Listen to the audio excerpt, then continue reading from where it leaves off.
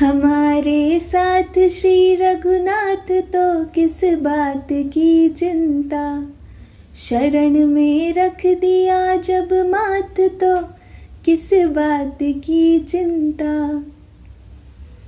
Hello friends, Akanksha here. आ गई हूँ आप सभी के बीच एक बार फिर से 70वीं बीपीएससी की कुछ बातें लेकर।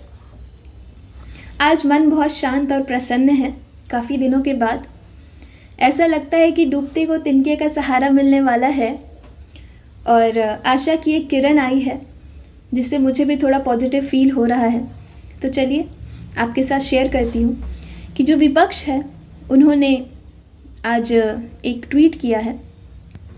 उन्होंने जो लिखा है वो मैं आपको पढ़ के सुनाती हूँ कि पूरे आसार नज़र आ रहे हैं कि भाजपा जदयू की भ्रष्ट जुगलबंदी के दबाव में 70वीं बीपीएससी की बहाली भी साफ सुथरी नहीं होने जा रही है।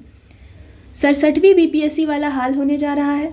आयोग के ही सर्वर की खामियों के 80-90 हज़ार भुक्तभोगी अभ्यर्थियों को आयोग ने निष्ठुरता से नॉन सीरियस करार दिया और फॉर्म भरने की तिथि नहीं बढ़ाई गई। नॉर्मलाइजेशन की संभावना पर भी आयोग ने चुप्पी साध लिया है। आयोग को किसी भी दबाव में सभी शिकायतों आशंकाओं को दरकिनार कर कान में रुई ठूंस किसी तरह बस परीक्षा की औपचारिकता पूरी कर लेने की अपनी कार्यशैली से बचना चाहिए। ठीक है, अब इसमें इन्होंने बहुत इंपॉर्टेंट पॉइंट्स को मेंशन किया है कि साफ सुथरी बहाली नहीं होने जा रही है। ठीक है, पहली बात ये, क्योंकि इतनी जल्दी जल्दी क्यों कर रहे हैं। मैंने पहले भी कहा था कि इतनी जल्दी क्यों कर रहे हैं, ये बात क्यों नहीं सुन रहे हैं। दूसरी बात, यहाँ पे इन्होंने मेंशन किया है कि सर्वर आयोग का ही खराब था, उनकी ही खामी थी। 80 से 90 हज़ार जो बच्चे उन्होंने फॉर्म फिल नहीं किया उनको नॉन सीरियस बोल दिया गया है और तिथि आगे नहीं बढ़ाई गई है।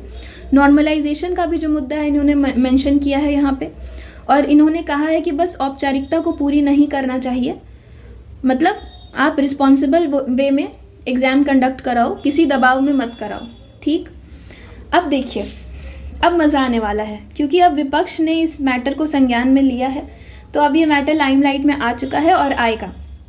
ठीक है, अब देखिए, हो सकता है कि आपकी आइडियोलॉजी अलग हो, उनकी आइडियोलॉजी अलग हो, मेरी आइडियोलॉजी अलग हो। पॉलिटिकल आइडियोलॉजी की मैं बात कर रही हूँ।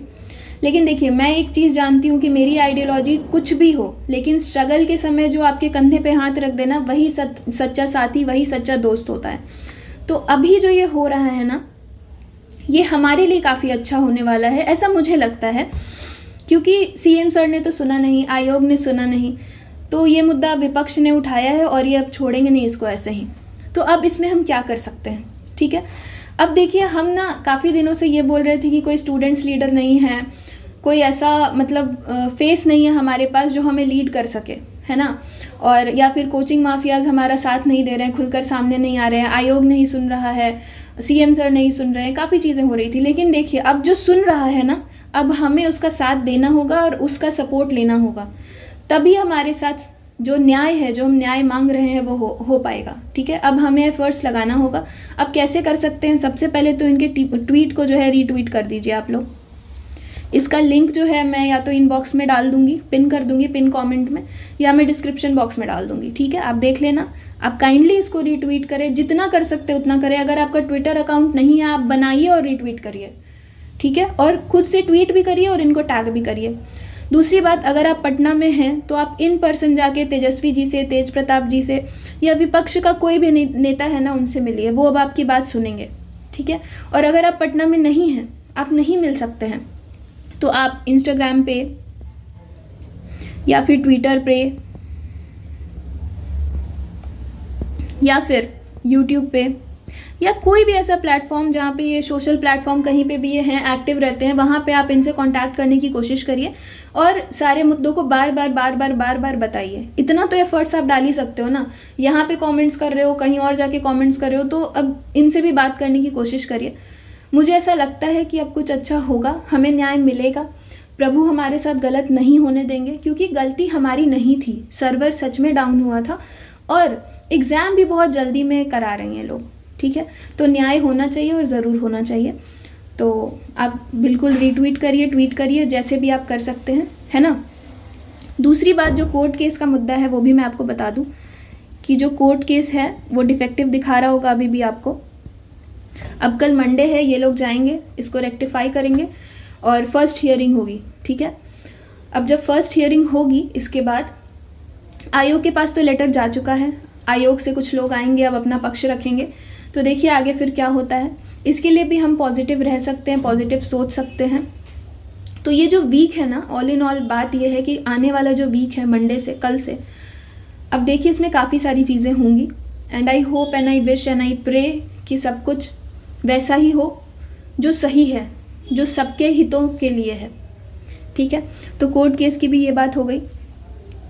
और काफ़ी ऐसे बच्चे हैं जो चाहते हैं कि फॉर्म फिलिंग का डेट जो है वो एक्सटेंड ना हो, क्योंकि उन्होंने फॉर्म फिल कर लिया है। देखो मैंने भी फॉर्म फिल कर लिया है, और काफ़ी सारे ऐसे लोग हैं जो फॉर्म फिल कर चुके हैं फिर भी हमारे साथ खड़े हैं। उनको आज मैं ओपनली थैंक यू बोलती हूँ, क्योंकि आप सच में अधिकारी बनने योग्य हैं। आप सोसाइटी को एज अ होल देखते हैं कि किसी के साथ इनजस्टिस ना हो, आप चीज़ों को प्रैक्टिकली एनालाइज कर सकते हैं।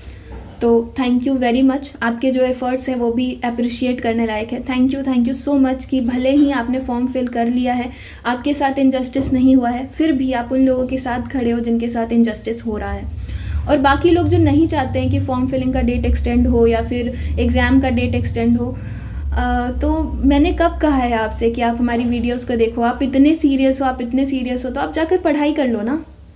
आपको ऐसा लगता है कि आप शुरुआती 10 दिनों में आपने फॉर्म फिल कर लिया है और मतलब आप ही सबसे ज़्यादा सीरियस हो, तो मेरा कमेंट सेक्शन अभी भी खुला है, हमेशा खुला रहेगा। मैं कह रही हूँ कि आपका सिलेक्शन हो जाए या चलो पीटी ही निकल जाए, तो कमेंट सेक्शन ओपन रहेगा, आके ज़रूर बता देना कि मैंने शुरुआती 10 दिनों में फॉर्म फिल कर लिया था और देखो मेरा पीटी क्लियर हो गया, मैं तो इतना सीरियस हूँ, ठीक है। तो उनके लिए बस मेरा यही मैसेज है। बाकी let's hope for the best and let's pray for the best.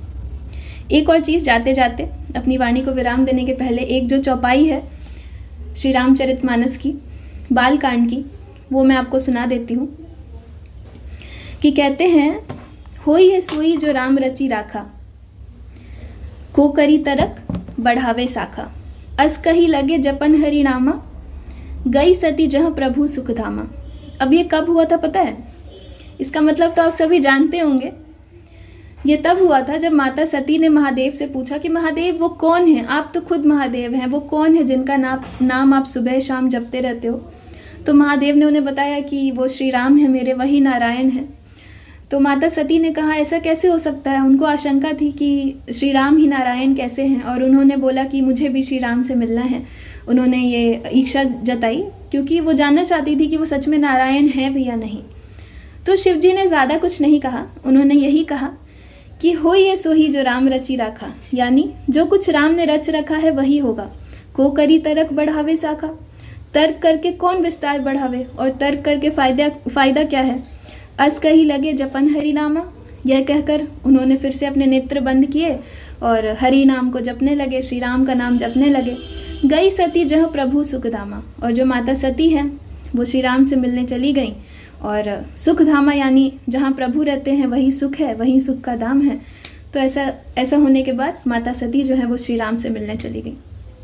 अब मेरी इस बात में बहुत बड़ा मैसेज है, जिनको समझ में आ गया उनके लिए बहुत अच्छा, जिनको समझ में नहीं आया उनके लिए उनसे भी ज़्यादा अच्छा, है ना। तो इसी के साथ मैं अपनी वाणी को विराम देती हूँ। आप सब अपना खूब सारा ख्याल रखिए, ऑल द बेस्ट। कुछ अच्छा होगा ऐसा मेरा दिल कहता है, और प्रे करते रहिए, पढ़ाई करते रहिए।